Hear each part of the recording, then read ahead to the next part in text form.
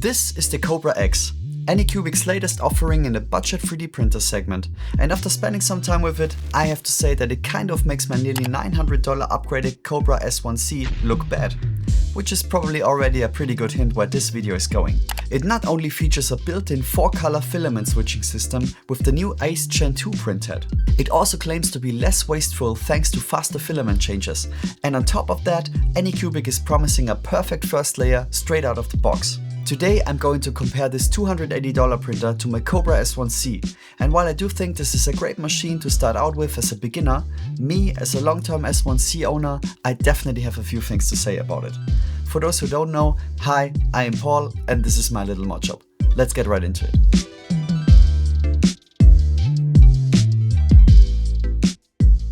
Now let's roll back when I first found this machine at my doorstep. For transparency's sake, Anycubic sent me this printer free of charge to make this video possible, so no money changed hands. However, this video does have a sponsor, PCBWay, but we will talk about them a little later. That being said, all opinions in this video are still mine, and the only changes I made to the script were purely to clarify certain things or to add updates on issues I discovered along the way. Now, while I unbox the printer, let's run down the specifications of the Cobra X. This machine has a print area of 260 by 260 mm and comes with a hardened steel nozzle pre-installed, which is already a nice thing to see at this price point. I already mentioned the new ACE Gen 2 printhead, which is a really solid evolution of Anycubic's filament switching system. This allows for 4-color printing without the need for an external unit, like the upcoming Ace Pro 2. Although with one or more of those units attached, you can technically go all the way up to 19 colors in a single print. Anycubic also claims a 2x increase in filament change speed compared to other multicolor setups.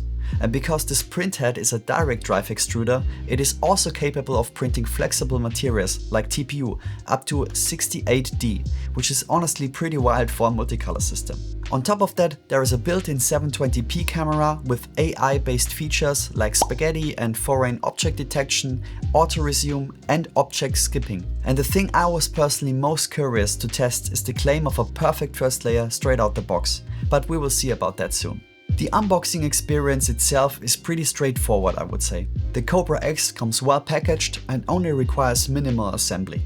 I know there are printers that come fully assembled these days, but I actually like this approach, because this is a nice first get to know your printer moment, which I really miss from the old days when we all had to fully assemble our Ender Freeze.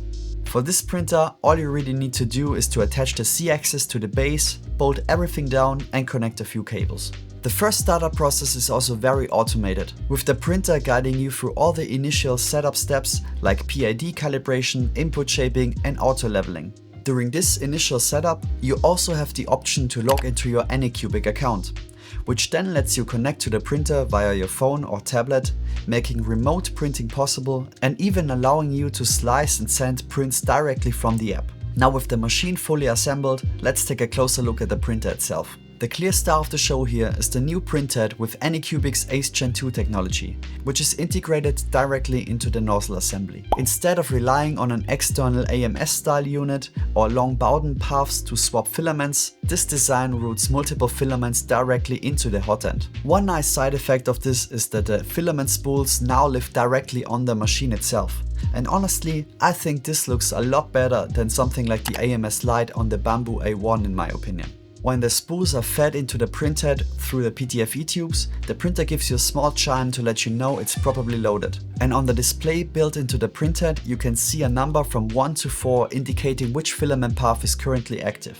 You then match your filament in the printer's menu and you're ready to start your first print. For my first print, I went of course with the classic 3D Benchy, which I sliced and sent to the printer directly through the Anycubic app. To keep things fair, I used the standard 0.2mm profile for all my comparison prints, unless stated otherwise. The print took just over 43 minutes and this is the result of it. And honestly, this is what a perfect Benchy looks like. For reference, I didn't dial in anything on this printer at all. I just used a generic PLA preset and hit print. I must say, this is a very positive first impression. For the next test prints and to have a bit more control over what's going on, I switched to Anycubic Slicer next, which is a fork of Orca Slicer. And this brings me back to a point I already made in my Cobra S1 video. I really don't understand why manufacturers feel the need to release their own Orca forks when they are almost always behind the main version in terms of features and updates. I know it's open source and everyone can adapt it to their needs, but it's still something that really annoys me, so why not supporting the real deal? To Anycubic's credit, they clearly learned from the Cobra S1 launch, because there are multiple printer profiles available right from the start, ranging from a 0.08 to a 0.28mm layer height, which is great to see. To push the Cobra X a bit further, I printed something really detailed. This little frog guy right here. And while I try to free him from his support prison, let me quickly tell you about today's sponsor, PCBWay. I recently joined a Dagger Heart campaign, and this is my character, Grom. I would have loved to print him a bit smaller to make him miniature sized, but without a 0.2mm nozzle or a resin printer, this is just something my setup isn't capable of. This is where PCBWay comes in, because on their website you can order 3D prints in pretty much any size and material you want, ranging from standard FDM materials all the way to SLA resins and even 3D printed metal. Besides 3D printing, PCBWay also offers PCB manufacturing and assembly, CNC machining, sheet metal fabrication and even injection molding. So as you can see, from really small miniatures to mass-produced parts for your upcoming project, PCBWay can help you at any step of your journey. Big thanks to PCBWay for sponsoring this video. Now let's hop right back into the Cobra X review. So let's talk about the perfect first layer claim. And honestly, I was impressed. Every filament I tried worked perfectly on the first layer. And again, this was all done with standard settings and no tuning whatsoever. To test another claim, I ordered some TPU from Overture, which was actually my first time printing with flexible filament. I was a bit nervous going into this because TPU is usually not the easiest material to work with. The first thing I printed was this Flexi Dino, completely in TPU, and I was genuinely surprised by how good the print quality turned out. To make something a little more practical, I also printed those pliers using a combination of PLA and TPU.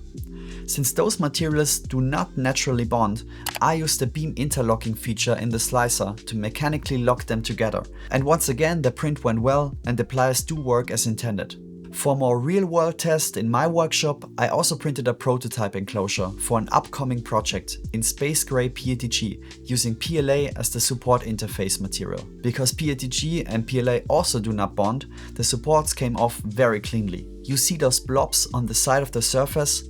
Well, I didn't dry the PETG beforehand, which is completely on me. But aside from that, the part came out great, with no obvious over or under extrusion and noticeably fewer VFAs compared to my Cobra S1C. That being said, I've seen other creators report VFA issues on very tall prints.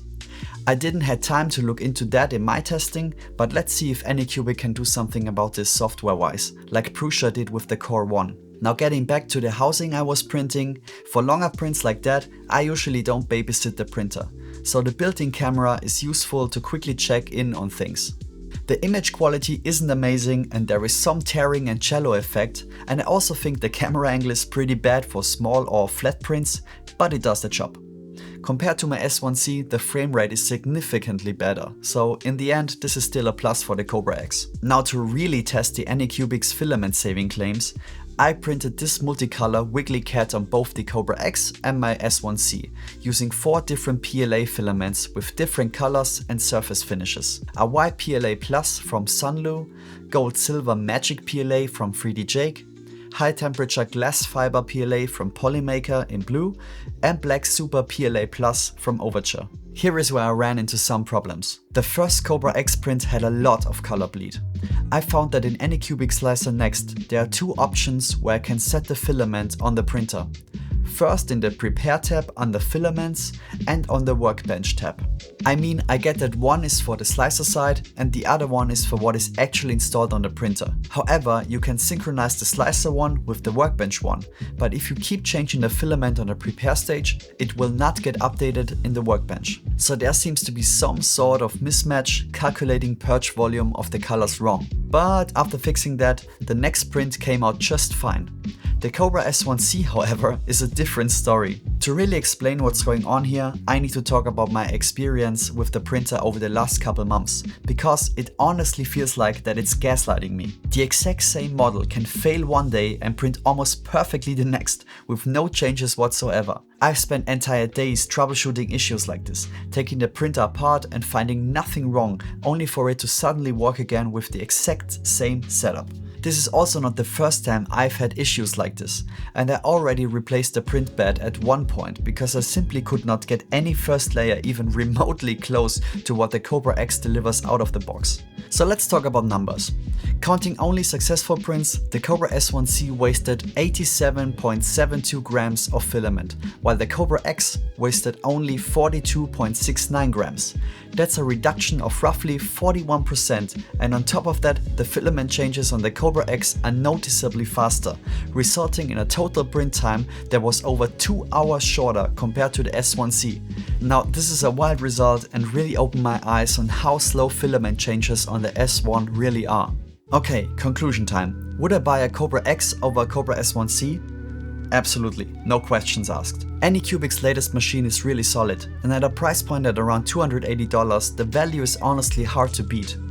In the US, a Bambulab A1 with an AMS light still costs around $399, and at least in my experience, the Cobra X managed to print faster while producing less waste, resulting in simply better value. Looking back at what I've spent on my S1C over the past year, I could have almost bought 3 Cobra X machines instead, and that really puts things into perspective. To me, the Cobra S1C always felt like a printer that was rushed to the market, with a lot of small and big issues that the community had to fix on their own. There are entire Discord servers full of people dealing with crooked beds, broken ACE units, and wrong heater cartridges. The Cobra X, on the other hand, felt like a much more mature and thought out product, with proper print profiles available from day one, a hardened steel nozzle included out of the box, solid app support, and the new Ace Gen 2 printhead. I really hope this is the direction Anycubic continues to go in. I personally would love to see an upgrade path to this new printhead on the S1 machines. And for a bed slinger in this price range, I honestly don't think there is a better option on the market right now, in my opinion at least. So, thank you for watching this video, and if you want to see how I 3D printed a GameCube, this video right here is the next one you should watch.